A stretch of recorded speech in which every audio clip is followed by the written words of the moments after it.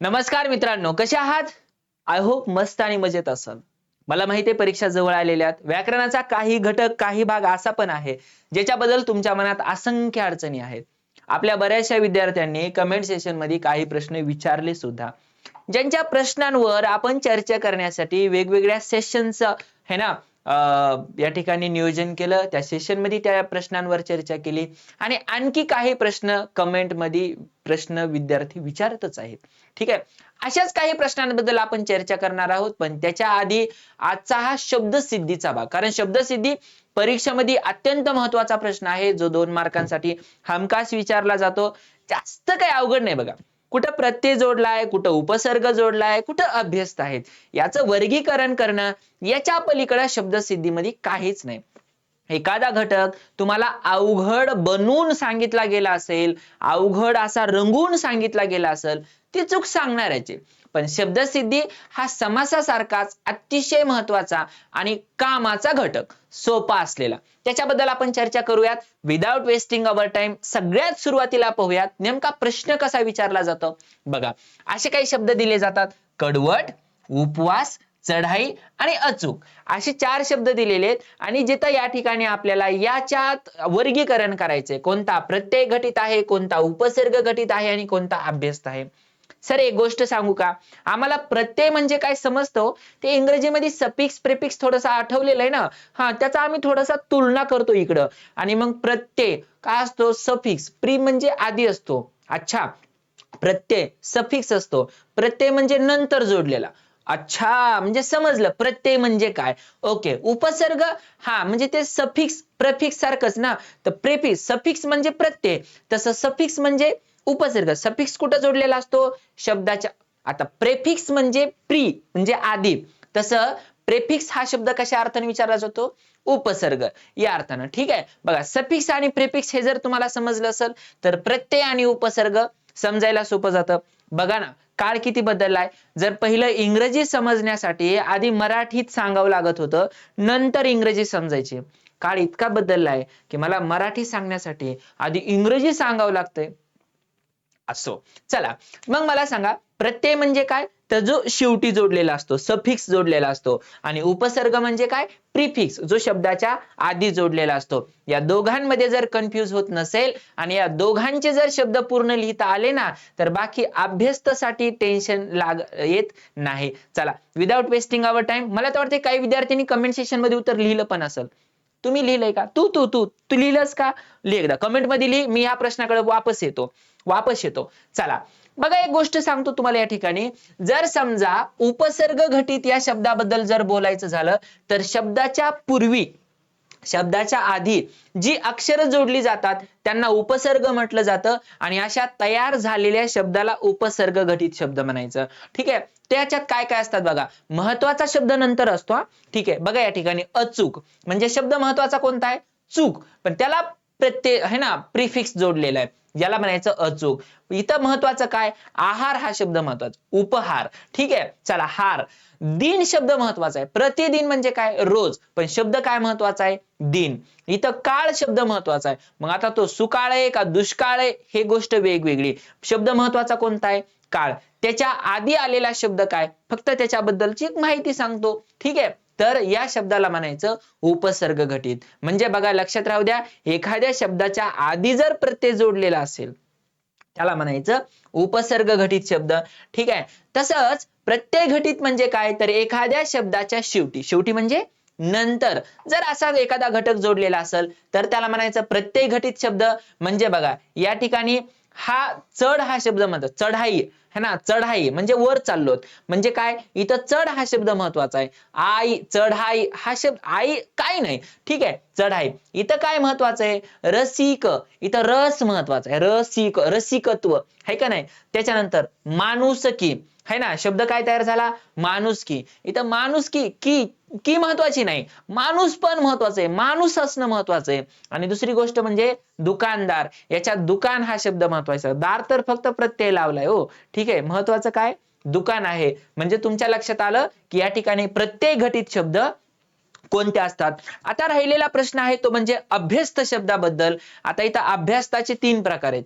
जसं आपल्या द्वंद्व समासाचे 3 प्रकार होते ना, वैकल्पिक द्वंद्व आहे ना, समाहार आणि इतरेतर. तसे इथं अभ्यस्त शब्दाचे 2 प्रकार आहेत. त्यातला पहिला प्रकार आहे पूर्णाभ्यस्त.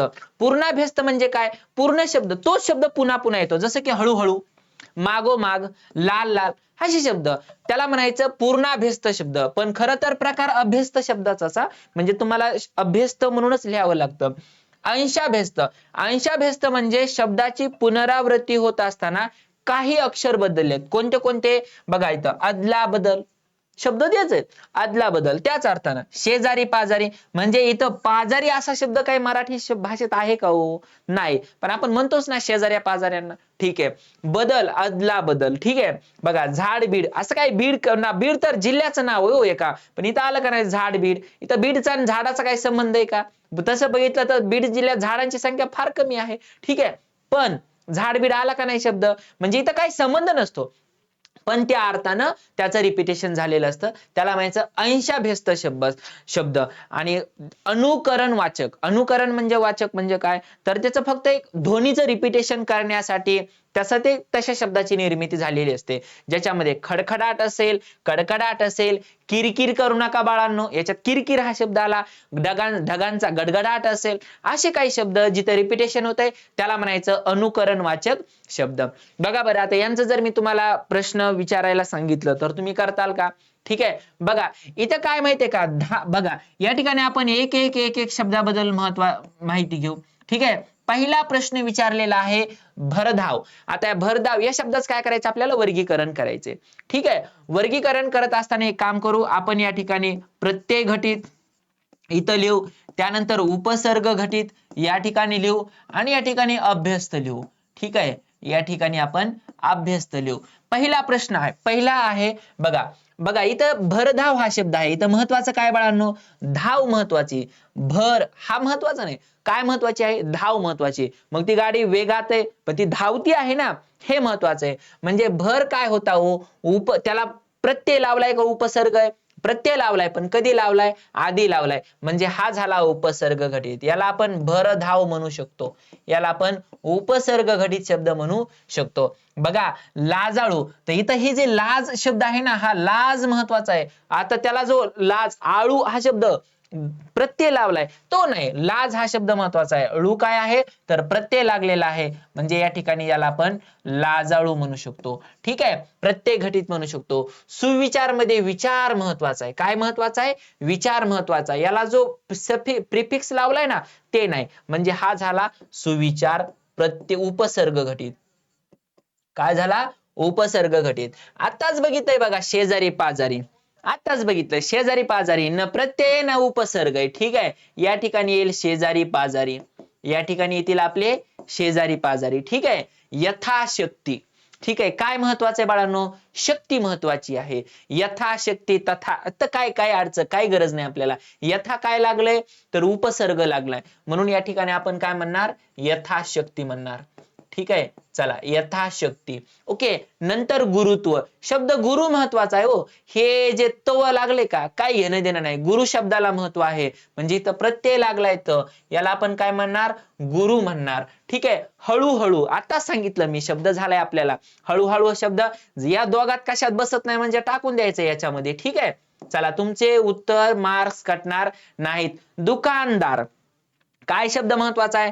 दुकान शब्द महत्वाचा आहे. दार तर फक्त प्रत्यय लागलाय, म्हणजे या ठिकाणी परत एकदा दुकानदार, या ठिकाणी काय येईल? हा दुकानदार. प्रतिदिन मध्ये दिन शब्द महत्वाचा आहे, प्रति नाही. ठीक आहे, हा काय लागलाय? उपसर्ग लागलाय, म्हणजे याला आपण प्रतिदिन म्हणू शकतो. याला आपण काय म्हणू शकतो?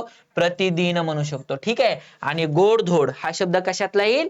साहजिकच आपल्या गोडधोड. ठीक आहे, अभ्यस्त मधला. बघा लक्षात आलंय का? समजलं असेल तर हो म्हणा कमेंट मध्ये, नसेल समजलं तर एखाद्या गोष्टीबद्दल काही डाऊट असेल तुम्ही 100% विचारू शकता, कारण आपल्याला नंतर लाईव्ह सेशन मध्ये याच्यावर डिस्कशन करायचंच आहे. ठीक आहे, बघा उपसर्ग मध्ये कोणते कोणते येतात? भरधाव, यथाशक्ती, प्रतिदिन.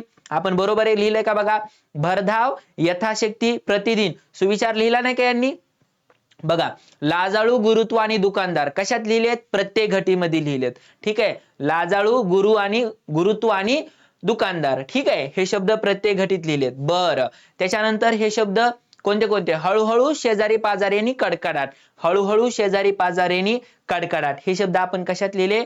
हळूहळू, शेजारी पाजारी, कडकडाट इथं कुठं होतं? ठीक आहे, असू द्या. गोडधोड हे शब्द या ठिकाणी आपण लिहिलेले आहेत. ओके, चला नेक्स्ट. हे शब्द बघा, परीक्षेत प्रश्न विचारलेला आहे 2 मार्कांसाठी. एक PYQ क्वेश्चन या ठिकाणी मी घेतलेला आहे. या PYQ मध्ये उपसर्ग कोणते कोणते आहेत, प्रत्यय कोणते कोणते आहेत आणि अभ्यस्त. बघा या ठिकाणी जो आहे हुरहुर आपण लिहू शकतो. या ठिकाणी काय आहे? हुरहुर. ठीक आहे, बघा पुढे काय? गुलामगिरी. बाळांनो ही गिरी काय मला माहित नाही, पण गुलाम हा शब्द या ठिकाणी महत्वाचा आहे. इथं काय लावलाय? प्रत्यय लावलाय, म्हणजे याला आपण गुलामगिरी म्हणू शकतो. याला आपण काय म्हणू शकतो? गुलामगिरी हा शब्द प्रत्यय घटित आहे. ठीक आहे बाळांनो, इथं संपादक शब्द महत्वाचा आहे, उपन आहे. ठीक आहे, तो मुख्य संपादक असो उपसंपादक असो, इथं काय लावलाय? उपसर्ग लावलाय, म्हणजे याला आपण म्हणणार उपसंपादक. याला काय म्हणणार आपण? उपसंपादक. दुसरी महत्वाची गोष्ट दुकानदार. इथं शब्द काय महत्वाचा आहे? दुकान शब्द महत्वाचा आहे. दार हा प्रत्यय लागला, म्हणून या ठिकाणी काय झालं? दुकानदार. ठीक आहे, मग दार हा प्रत्यय लागलाय. मग बघा 1 2 3 4, 1 2 3 4, 4 शब्द दिले होते. 2 मार्कांसाठी लिहून टाकले. किती सोपे प्रश्न विचारले जातात बघा, तुम्हीच विचार करा. यांचं जर वर्गीकरण करायचं झालं तर कसं करणार सांगा? या ठिकाणी आपण लिहिणार प्रत्यय घटित. या ठिकाणी आपण लिहिणार प्रत्यय घटित. ठीक आहे, हे असणार उपसर्ग घटित आणि हे असणार अभ्यस्त. ठीक आहे, बघा आजीवन. इथं काय महत्वाचं आहे बाळांनो? जीवन हा शब्द महत्वाचा आहे. लागलाय काय? तर उपसर्ग लागलाय, म्हणजे या ठिकाणी आपण याला असं लिहू शकतो आजीवन. ठीक आहे, त्यानंतर सामाजिक. समाज हा शब्द महत्वाचा आहे. नंतर इक हा त्याला प्रत्यय लागलाय, म्हणजे काय लागलाय? सामाजिक हा शब्द या ठिकाणी येईल. ठीक आहे, गल्लोगल्ली हा शब्द कशातला आला आहे ना? गल्लोगल्ली. ओके, चला